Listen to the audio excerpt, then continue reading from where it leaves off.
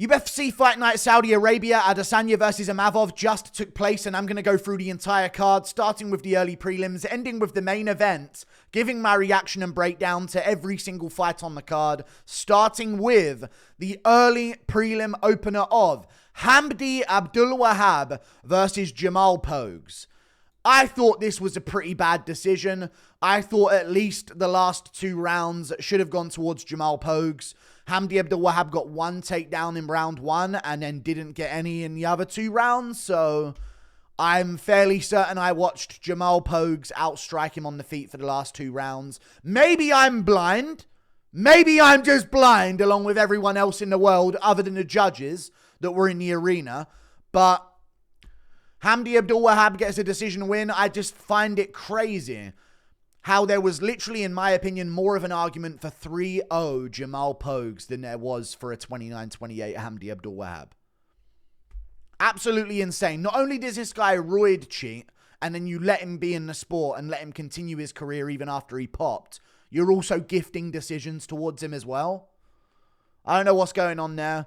I literally thought it could have been more likely 3-0 than 2-1. I wasn't really paying too much attention, don't get me wrong, but I thought it was pretty evident that Pogues had outdone him on the feet in the last 2 rounds. But hey, they gave it to Hamdy Abdelwahab, I guess. Pretty uneventful fight, in all honesty. Most of the fights on this card were, until the main event, that is, which we'll get to. Moving on up the card, Bogdan Grad versus Lucas Alexander.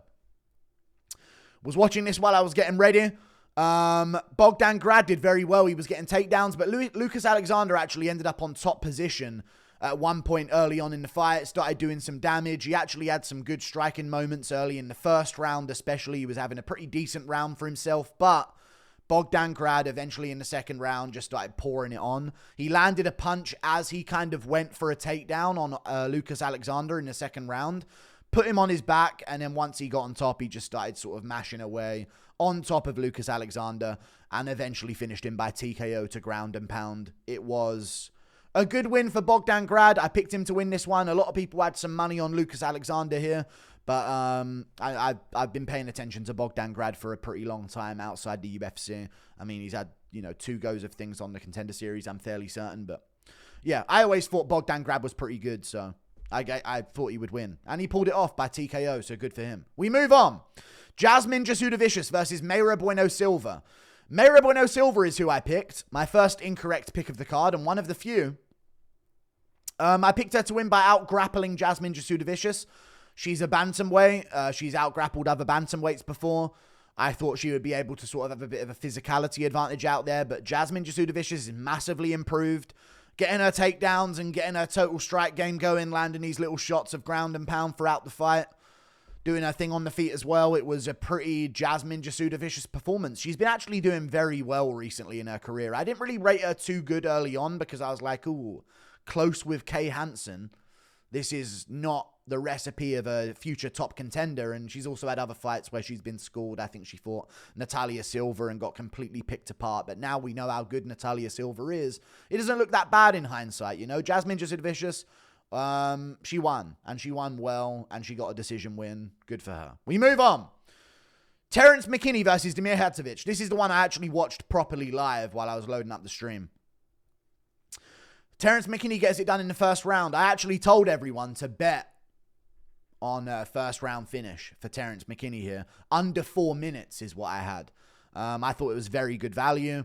There's no value on betting on Terrance McKinney on this fight, regardless of the way you think he's going to win. Like they just ruined the odds so much. So you kind of had to bet on him in the first round to make any type of profit. And he went out there and got a TKO in the first round over Damir Hadzovic. I'm just going to be real with you about Damir. Cut him from the sport. I'm sorry. I know people might know him and they might be friends with him. And you got to get rid of him. He's not good enough to be in the sport. He just isn't a good fighter. I don't know how he got to the UFC in the first place. I think a lot of fighters from like niche areas of the world kind of just get in because they want that kind of representation. Like if they can get Bosnia tuning into a fight night card, they're going to want Bosnia tuning into a fight night card. Like a lot of people from the niche areas, they have like this massive fan base where the whole city will come out to watch him fight. You got to get rid of Damir Hadzovic though. He's awful. Like he's not a good fighter. He looks weird as well. Let's just call it how it is. So even that might be a reason to cut him from the sport. But now he's losing non-stop as well. They found the literal worst lightweight on the roster to give McKinney a win, and he got the win. That being said, he looked good, did his thing on the feet, got the takedown. Oh, no, he didn't get the takedown. He reversed, what's it called? Damir Hadzovic's takedown. He actually ended up with like a guillotine attempt at one point as well. And eventually just ended up on top position, smashing Damir Hadzovic, who just sort of had no answer to anything off of his back as a UFC fighter in the lightweight division in 2025. So, really good job to Terrance McKinney. And guess what? His win over Ziam's aging pretty well. So, maybe Terrance can put together some kind of run, depending on what type of matchups they give him moving forward. But yeah, he smoked Damir as expected. We move on to the GOAT. The blob himself, Shamil Gaziev. I had to be live for this one. I wasn't missing this. The UFC tried to throw me off with expecting me to get up at 2 p.m. UK time as a European MMA fan. Like I haven't been conditioned to wake up at 8 p.m. on a Saturday for the past decade. How dare they try and get me up that early, at that unforgivable hour. Either way, I got there for the Shamil Gaziev fight, and boy, I was not disappointed. The aura of the walkout, the aura of the fight in general, the physicality that he had. I mean, first round finish, Jon Jones, again, I will point this out. Jon Jones has never done that to an opponent in his entire career. Record amount of PED test failures. He has never done that to an opponent. Shamil Gaziev goes on breaking records, fraud checking goats every single time he goes out there. And Thomas Petersen gets put away in the first round by KO. Now, let's be honest. Petersen was kind of winning the fight. He was. He got a takedown on Shamil. Shamil did get back up, but he got a takedown on Shamil early. He was outlanding him early on. He was landing to the body. He was landing to the head as well on Shamil Gaziev. And Gaziev did just plod around like a fat, obese guy. But he does have a wicked straight right hand. That is something that I need to start. I pointed it out during the fight, and it's eventually what got the KO for him. But I literally said in the middle of the fight, that straight right hand is so slick, though. Nothing else he does looks good. Nothing else he does. But that straight right hand of Shamil Gaziev, he's got no telegraph on it. He just sort of like flings it out there off the shoulder. Just fucking no fat in the movements. No pun intended.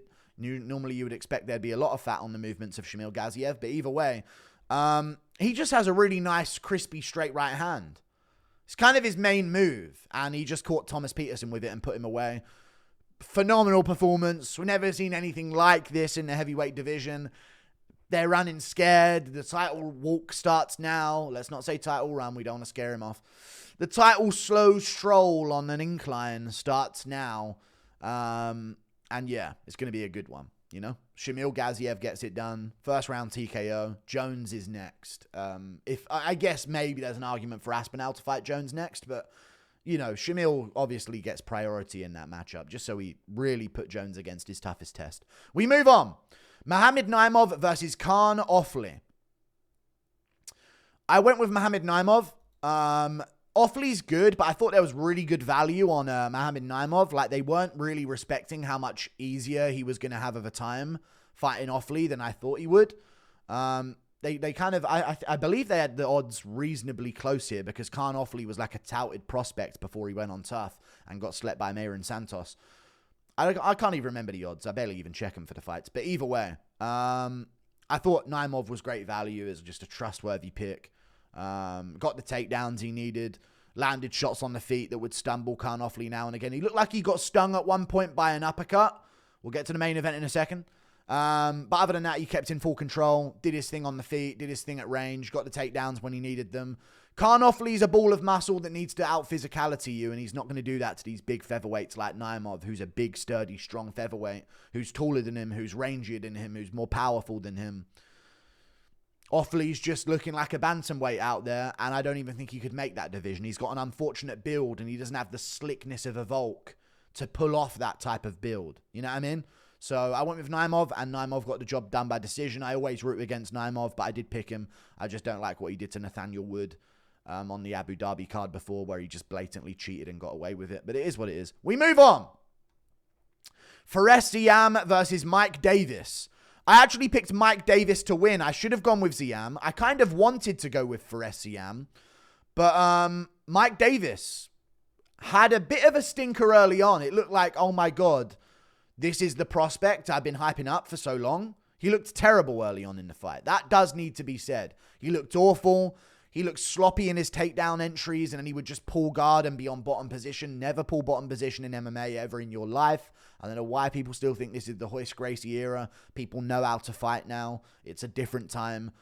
Don't pull bottom position in an MMA fight. He kept shooting in and then immediately bail into his back. And he would throw up his legs, and he would cause some kind of like concern for Ziam to where he couldn't just pour on and do massive damage. But he ended up, you know, kind of costing himself a lot early on. Eventually, he started looking good on the feet and landing good punches. But Ziam's really fucking strong, and he has good cardio. And he's weirdly strong for how frail and twinky he is, to be honest with you. Because I remember this guy being a frail little guy that used to get chucked around at lightweight. And I was like, this guy's never going to fucking be anything. Look what McKinney just did to him. You know what I mean? McKinney just fucking ragdolled him. And he looked like a frail little helpless guy on bottom position. I don't know what changed in Ziam's game, but now this dude's hoisting fucking shorter, stockier lightweights above his lanky head in round 3 after having his ACL nearly wrenched off in round 2 as well. Ziam's going crazy at lightweight. And he's a prospect. And I know people say, oh, Michael Chandler versus who? Fuck off. Ziam gets Chandler. Or Ziam gets a guy that Chandler's probably going to get next. I'm sick of Chandler just getting all of these layups at lightweight against all of these big names that don't look too bad to lose against. While Ziam puts in a 5-fight win streak at lightweight against proper prospects, and he don't get a sniff of the rankings. That changes now. Ziam deserves a top 15 opponent. We don't just keep seeing Michael Chandler throw away a win like a tard because he's an idiot and have one moment of glory at the end where he plays up to the crowd because this Chandler, and then he gets right back into another top matchup. No. Ziam deserves some name in the rankings. You know what I mean? Or Ziam gets Chandler. That's what I'm saying. So he can have an opportunity to jump up. He looked great in this fight, though. The scrambles were really good. Mike Davis actually had moments, and he did look good on the feet where he was landing on Ziam here and there. But Ziam seemed in control. He picked his little shots here and there. Landed good elbows in the clinch. Mike Davis did get dominant position over him quite a bit, but Ziam would find a way to end up out of it. And in the second round, his leg was twisted up in some kind of like calf splicer. Or slicer, sorry, I always mix up whatever it is, slicer. But it was kind of like Roman Dolidze versus Jack Hermansson, where he got him in like this calf splicer from top position, you know? Why do I say splicer? Is it splicer or slicer? I'm messing myself up now, either way. He got himself in that on top position, and Ziam's leg was all kinds of twisted up. And then there was even a moment where Ziam's leg was twisted up so badly and Mike Davis was like looking for mount against him somehow. That's how badly twisted up Ziam was. I thought there's no way this guy's ACL is going to survive, you know? But it did. His ACL was made out of a fucking soft fucking croissant because it was just so malleable. And he eventually got out of it and did his work on the feet or on top position where I think he cut open Mike Davis at one point. And got himself the win. And even in round 3, he ended up on top as well. So he was just winning the moments where he needed to, where it was like, oh, this round's getting competitive. Oh, Ziam made the momentum shift and he's now doing his thing. You know what I mean? It was one of those types of fights. Actually, a pretty close fight, but Ziam won it clearly, in my opinion, and could have won it 3-0. But quite competitive, all of the rounds were. There were moments back and forth. Mike Davis was doing a lot of going for leg locks. They don't work, brother. They just don't. Stop all that. I know you've trained jiu-jitsu for years and Joe Rogan's made his entire personality off of it. I get it. It don't work in MMA. Don't go for legs. Don't pull yourself on bottom position ever in a million years. It is what it is. But, you know, not too shabby. Ziam looked like a great prospect. Time for a ranked opponent for him. We move on. Said Nurmagomedov versus Vinicius Oliveira. I went with Said Nurmagomedov and I shouldn't have. Because Bernardo Sapaj held down Vinicius Oliveira for a round and a half on a week's notice. So I was thinking, Said can grapple. He can as well. But he doesn't offensively shoot. He shot in this fight, but that was only once he got hurt. And not only did Vinicius Oliveira win this fight, he won this fight with a broken rib going into the fight. We'll get to that. I was wrong. This was another fight I was wrong about on the card. I think No, I was wrong about one other. We'll get to it in a second. I wasn't wrong about many this card, but this was one of them. Oh, no, I was just wrong about Ziam. Whatever, I didn't do as good as I thought I did. Either way, I still did good. I promise. Saeed Nurmagomedov lost. He gassed out completely. Bryce Mitchell was hyped watching this one at home, seeing Saeed Nurmagomedov get gassed. And, yeah, he just completely lost it. Like, round 2, you could see him breaking. You could see Saeed Nurmagomedov breaking in round 2. And Lockdog started putting on the pressure. Lockdog pushed. He called out Umar Nurmagomedov after the fight as well. Round 1 was very clearly Saeed Nurmagomedov. Round 2 and 3 was very clearly Vinicius Oliveira. He even got his own takedowns in there. He just kept pushing forward. Saeed would be spinning, and Vinicius with his forward pressure would just sort of smother these spinning attacks and get the body lock and get the takedown. I think Saeed knocked him down with a head clash in round 1. He kind of knocked him off balance with a spinning back kick to the face as well in round 1, but he wasn't too rocked by it. He did break his rib. I thought going into the fight, I literally said this about a minute or 2 in. He's broke his rib. Oliveira's got a broken rib. I don't know what compelled me, but he stuffed a takedown off of Saeed Nurmagomedov, and he got the underhooks. And as he went to sort of like posture up with the underhooks to try and shake off this takedown attempt and lift Saeed Nurmagomedov up with him, he kind of looked over to his coaches and went like that. Like, it happened. Oh, it's hurting in these moments. So I immediately saw him look over his coaches and do as he tried to lift like that. And I thought, dude's got a broken rib. 100% dude's got a broken rib. Turns out he did. On the stool, he starts touching his rib. He hurt his rib. You know? Everyone in my chat was calling me Joe Rogan because you know how he likes to diagnose people with injuries. But he did. He genuinely did go into this with a broken rib, which is insane that he just beat Saeed Nurmagomedov like that. So props to Vinicius Oliveira. He pulled it off. He got it done. He broke him in the 2nd and 3rd round. I was surprised there wasn't a 3rd round finish, but he was very exhausted as well. And of course, as we now know, injured, as he mentioned in the post-fight interview, called out Umar Nurmagomedov after just beating one Nurmagomedov. That's got some hype to it. I don't think he'll get it now. I think there might have to be a fight in the meantime. But if him and Umar are both coming off wins, if he gets a win over like a Marlon Vera versus Vinicius Oliveira, and Umar Nurmagomedov gets a win over Davison Figueiredo, the winners can maybe take on each other for a title shot. I don't know how things are going to work out, or if Vinicius Oliveira is going to get that much of a jump early, but I don't mind it. One Nurmagomedov down, another one to go in the bantamweight division. Vinicius Oliveira is coming for both of them, so really good win from him. We move on. Sergei Pavlovich versus Jairzinho Rozenstruik. Now, not much to report on here. Sergei won. He very clearly won. I thought he won 3-0. I thought he should have been awarded a knockdown in round 2 because he did land to make Jairzinho Rozenstruik go over. But the story of the fight was this. Both guys very hesitant. In all honesty, Rozenstruik getting the better of the tit-for-tat exchanges. You know, Sergei was trying to get his jab going and his right hand going as well. And Jairzinho was just kind of inside low kicking him quite a bit. I knew that was going to be there because of how square Pavlovich's stance is. Like, he's very square on with his opponent. So his inside low kick's quite open for a guy with a snappy one like Rozenstruik. So Rozenstruik was chewing up the inside leg. Pavlovich would land a good shot here and there. Rozenstruik would land a good shot here and there. At the end of round 1, Sergei Pavlovich sort of like followed through after a missed punch and sort of just collided with Rozenstruik, who like fell backwards at the same time. So he ended up on bottom position at the end of the first. Pavlovich ends up on top, landing punchy, punchy, punchy. Nothing too KO blow type punches, but you know, he's touching him with punches. Round 1 him. Round 2, similar situation. Both guys sort of staring at each other, going tit for tat. Pavlovich stings him with a big shot, puts him down. Gets on top, punchy, punchy, punchy. Round 2 his. Round 3, exactly the same situation. This time he actually got a takedown though. Which I thought was very smart because Rozenstruik was leaning way out of the way when Pavlovich was throwing shots. He throws straight punches. Rozenstruik was lurching out of the way to make sure he didn't get hit by any of them. So he was leaning all the way back and his body weight is already so over himself. He has no center of gravity. So Pavlovich would just throw these shots and then sort of like run into a body lock takedown and just sort of topple Rozenstruik over, who was already completely off balance by trying to get out of the way of his shots. So it wasn't the most fun in the world. It was a smart game plan from Sergei Pavlovich. But again, wasn't fun. Wasn't great. Aura has definitely been lost. Heavyweights had a stinker tonight.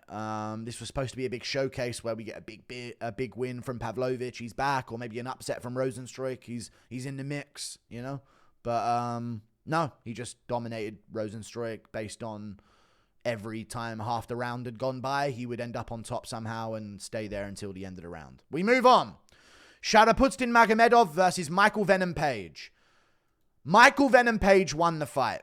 I'm going to look at the stats real quick as well. Michael Venom Page is a fucking wicked striker. And you know what? I was saying it during the live stream. Chat, I'm dumb. I bet you this is going to be one of those moments where I look back and say, why did I pick Shara Magomedov? The dude has one eye and he's fighting someone with the best distance closing ability in maybe the history of the sport. The way he closes the distance, MVP, is probably the best ever. And what do you lose with one eye? You lose depth perception. So I was dumb for not picking MVP. I was warned and I should have switched. Even though I said I was switching my pick, I didn't like seriously lock it in enough, I guess. So I'm stuck with my fucking pick of Shara Magomedov. But the fight was like this. Round 1, Michael Venom Page landed 13 strikes. Shara Magomedov landed 9. Round 2, MVP landed 14 strikes. Shara Magomedov landed 7. Round 3, Shara Magomedov landed 22. MVP landed 16. I gave the third round to Shara Magomedov just barely. I could also see an argument for MVP winning that round. I thought round 1 was pretty close, but MVP took it. He had the moment where he caught Shara and he fell off balance. MVP does that a lot, where he lands a shot and then just pushes you with his like forward momentum. And then you get hit by something and then you go down. So it's like, oh, a knockdown just happened. It's very hard to win a close decision against Michael Venom Page. I just thought that once Shara realized, oh, wait, I can't outstrike this guy as easy as others, but I can land. You know what I mean? I can get to him. I can get a hold of him. I just thought once he realized that, and once he realized that MVP was shooting on him, which he did in the fight, and he shot for the clinch as well, I thought maybe he would try the same. But no, he just watched the fight go away from him, never made any adjustment, never changed up anything. In the third round, he started throwing a little bit more, I guess, but I mean, this fucking idiot just fucking watched the fight go away from him and never changed up anything once, never shot a takedown once. This is the best sport. This is the best the sport has to offer. You just watch a fight go away from you. You're number 14 in the world. You're probably unranked now. It's probably the fucking worst fucking thing I've ever seen. I don't know why fighters do that, where they just don't. You know, you've been training takedowns for a decade of your training. Shoot one. Try it. MVP's been taken down by Ian Gary. He's been taken down by others. Holland got him down. You know what I'm saying? Shoot a fucking takedown on him. But no, he just watches a fight go away from him while MVP's dancing about. Here's the thing. You know MVP, what he's doing is insanely technical. It's insanely good. I wouldn't even say technical, because it's his own branch of technique. It's not what you would do or be taught to do. You know what I mean? So within its niche, it's the best it is. You know what I mean? I don't think anyone's going to really just outstrike MVP on a tit-for-tat striking match. He just dances around, throws one strike a minute, and then wins because you're not going to land on him because he's just bouncing around in front of you way out of range. And then he blitzes in. He's faster than you. Maybe you land a low kick now and then, but he's going to land one strike a minute or one strike every 30 seconds if you're lucky. I like MVP. I think he's a good striker. I should have picked him to win. Silly pick from me here. I thought Shara had a brain in there, but fucking look at him. Dagestani and ginger. Don't get more inbred. I shouldn't have picked him to win. But, hey, good performance by MVP. He's moving back down to 170, so they just let him ruin a prospect in middleweight for nothing, I guess. Interesting move. I don't know if the UFC is going to want that, or they might want him to stay at 185. We'll see what happens. But, yeah, MVP's good. What did I say about MVP? Oh, yeah. You know he's got a really fun style. It's like, what did I type about MVP? Let me find out exactly what I said, because I think it was like I hit it perfectly with one of my tweets about him that I put out after the fight. It's a very weird thing because, yes, it's cool to look at, be implemented and be successful in MMA. But what am I going to say here? Here we go. MVP's got one of them styles where anything can happen, but nothing ends up happening all at once. You can't look away, but you won't miss anything if you do. You know? It's 3 fights now in the UFC where MVP looks like, oh my God, any second now, something's crazy. And then it's just, oh, he landed a right hand. All right, see you guys next minute when he's back in range. You know what I mean? And he's out doing his star jumps, dancing around. We know you copied KSI. I'm joking. It was the other way around. Either way. But still, it's just one of those weird ones where you're like, I can't not look at the screen because I'm watching what he's doing and how fast he's doing things. And I'm like, dude, anything can happen. And now this is 3 for 3 where nothing's really happened. You know? So I don't know. MVP's got a weird one, but very good win from him. And he's moving back down to welterweight. So we'll see what's next. Huge win for him, dude. Dagestanis, they're taking some losses. Other than in the main event. The westernized one. Nasruddin Imavov. Israel Adesanya versus Nasruddin Imavov. Main event. Nasruddin Imavov TKOs Israel Adesanya. This was my prediction. It wasn't the way I said it would happen, but my reasoning was my reasoning. And I think it came true. I said Nasruddin Imavov would get a TKO win to ground and pound in the 2nd or 3rd round. I did not see him smoking Adesanya with a right hand on the feet and putting him on his ass. Did not see that happening. But I will say this. The right hand that he landed, Izzy probably would have got back up and stayed in the fight after that, you know. It was a crazy right hand, but Izzy probably would have survived it. The follow-up left shovel hook that Nasruddin Imavov landed on Israel Adesanya was probably one of the... I mean, I'm not going to say lucky because he aimed it, obviously, and he wanted to land it. But it was like one of the most perfectly landed follow-up shots we've seen in recent UFC history. There have been good ones, don't get me wrong, where you follow up with that perfect shot. But this one, genuinely, the angle that it was at, Adesanya was like part held up by the cage on his back. You know, he had his back to the cage. He was kind of sat down into it in like a crouched position, like he was doing that thing where you put your back against a wall and hold a squat. And then Imavov just sort of like stepped through and then shovel uppercutted off his left hand. And it literally, you can see the top big knuckle of Imavov just landed right on the tip of Izzy's chin as he was trying to sort of like pop back up, and he just sunk back down again. The stoppage, in my opinion, was okay. I'm A-okay with the stoppage. I see a lot of people saying early. And when I watched it live, I screamed, he's out! Oh my God, because he looked a bit like Bobby Green, Jalen Turner-ish, where he was sort of like kind of getting up, but then sinking back down, and then kind of, and then sinking back down. So I get why Mark Goddard stopped it. I will say, though, we need to start considering what's on the line when we do make stoppages in the UFC. That's something I do have to say. Even though I'd love to just gloat about how Adesanya got fucked up. Don't get me wrong. It's so funny to me that since my expose, he's now 0-3 and he's on a spiral and he's never had wins since. Don't get me wrong. It's funny to me. But I do feel bad because I'm like, dude, this isn't 2 unranked schmucks going back and forth. Mark Goddard. This is Adesanya, who is in the GOAT conversation for his division. Arguably is, or maybe would have been if he would have got this win. I would have maybe started making that argument, to be honest with you, because I do count Anderson Silva's fucking 50-fight losing streak as like somewhat tarnishing his legacy. You know what I mean? But either way, very good fighter, but he does have boxing defense problems, and this has been the recipe for disaster for him over the past few years. When he defensively, when he backs up in the boxing realm against Kelvin Gastelum and Robert Whittaker and Marvin Vettori, who, you know, Kelvin and Whittaker, they can close distance well, but they're really short and stubby. Marvin is a bit bigger, but he doesn't close the distance well. He doesn't move forward well in transition and step through with combination. You know what I mean? Against those guys, he can just sort of like fade away because he's taller than them, and he'll back out the way and get to safety where he can just start low kicking and making it a shit boring fight again. But now against these bigger guys who are actual middleweights is what I would say, who are like 6'2", 6'1" DDP, stocky built, not 5'10" stocky built. They're built at like 6'1" and 6'2". He can't back up and just fade away from them because they move forward very well and dangerously. And he has to kind of hold his ground a bit more. He can't just low kick at range and let them have that many opportunities to lunge over the top as he low kicks. So he kind of has been like gritting down a bit more and ripping to the body a bit more and kicking the body a bit more.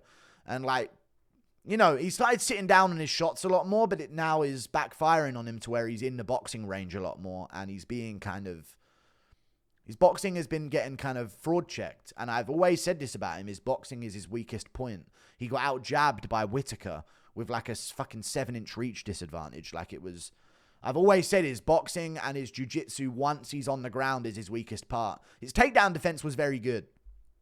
I said in this fight in the build-up, Imavov would get takedowns and he would run takedowns and he would keep going until he got them, and eventually he would just smother Israel Adesanya and he would be pushing him up against the cage, and he was doing that in round 1, and Adesanya did shake him off.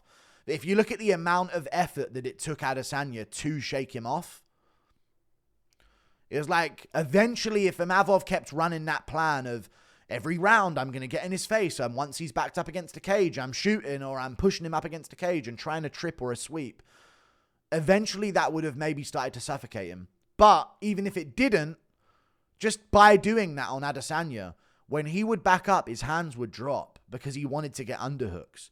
He wanted to be like, okay, if this guy's pushing forward, I can fade out the way of his punches. Little did he know.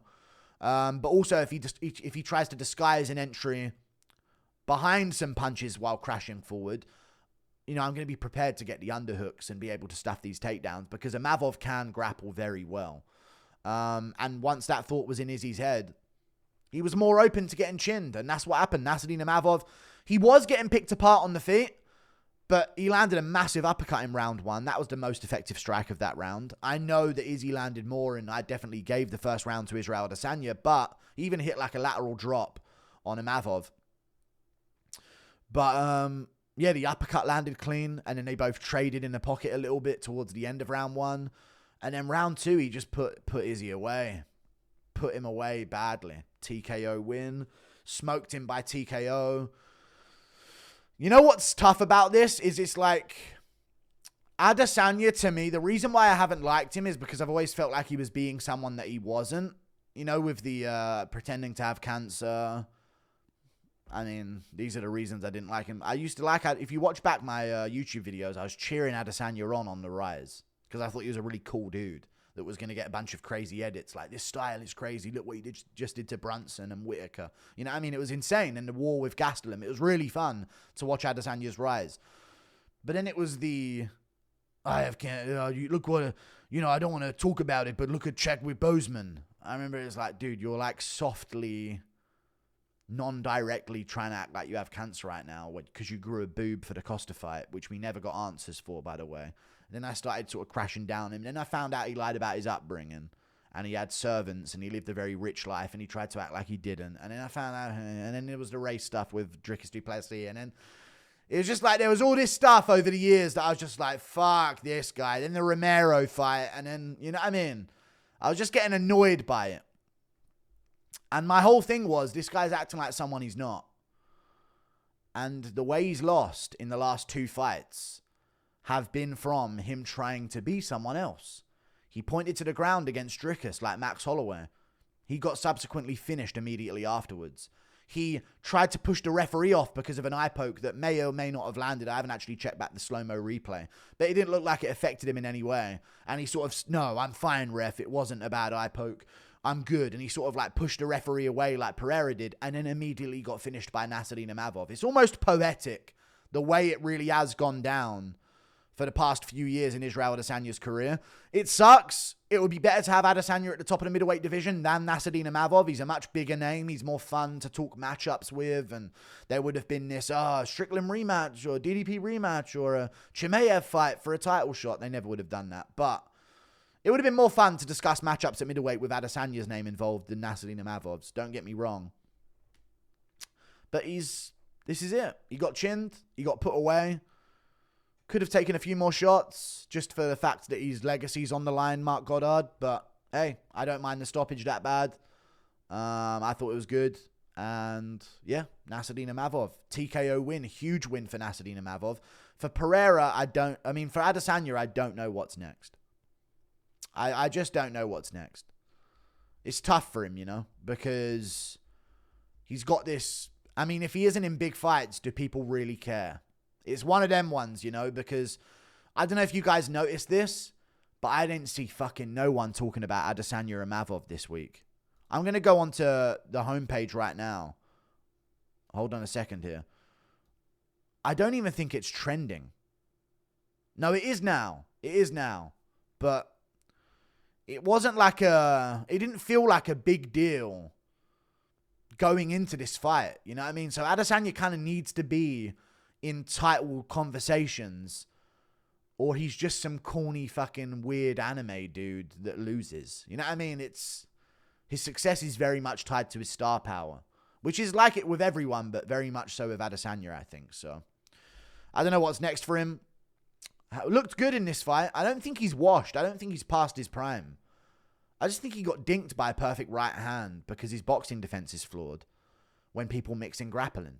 And then Strickland exposed his boxing defense in their fight. And then DDP pushed forward and exposed his boxing defensive habits and eventually got him down, immediately subbed him into the back take and rear naked choke, because he does let people get immediate dominant position over him if he does get held to the canvas. It's just kind of, there's been these weaknesses in his game that have been waiting to be exposed. But 5'10" fucking stubby-armed Whitaker weren't the guy to do it.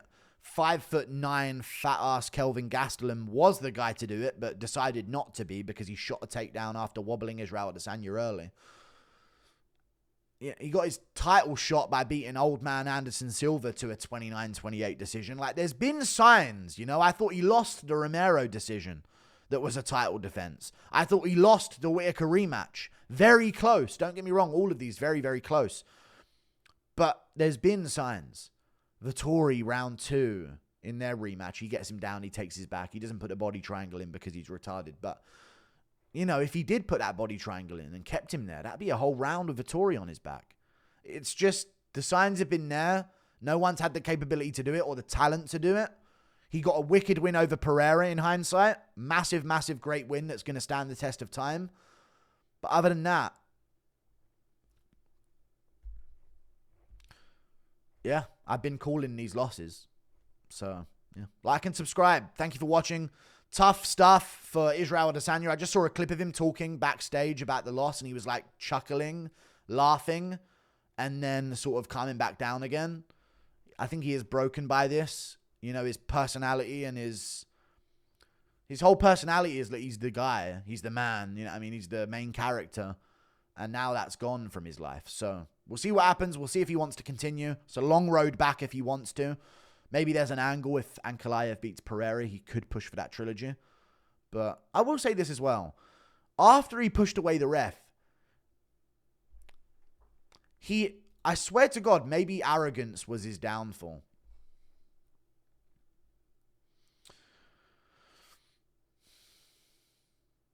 He does things with his head that make him look down on his opponent. Only way I can describe it. If you watch back the KO from Nassourdine Imavov, you'll see exactly what I'm talking about. He'll separate, and instead of going and tucking in, and bringing himself and tucking his chin and making sure that he's all good before he gets back into the flow of things, he'll start just lurching his chin out there. Like, almost mewing. I want to say he was almost mewing out there before he got KO'd. Like, genuinely, arrogance was his downfall in a certain way. Pushed the ref away, which is fine. The eye poke wasn't really a big deal. It is what it is. But then, it was like he was looking down his nose at Imavov before he got chinned. Watch it back, I'm telling you. Like and subscribe. Thank you for watching. I'm happy. I don't like him. But at the same time, it's like he is a great of the division. And it is sad to see someone go from the top to the bottom so very quickly. So, yeah. I don't know. Crazy, but we'll be seeing Israel Adesanya with like a number 5 next to his name in the middleweight division moving forward, which is Fucking insane. So, yeah. And again, I said this going into this. Being a millionaire as a contender in MMA is the worst base for MMA. Straight up. Like and subscribe. Thank you for watching. Toodle Pip. I'll see you later. Goodbye.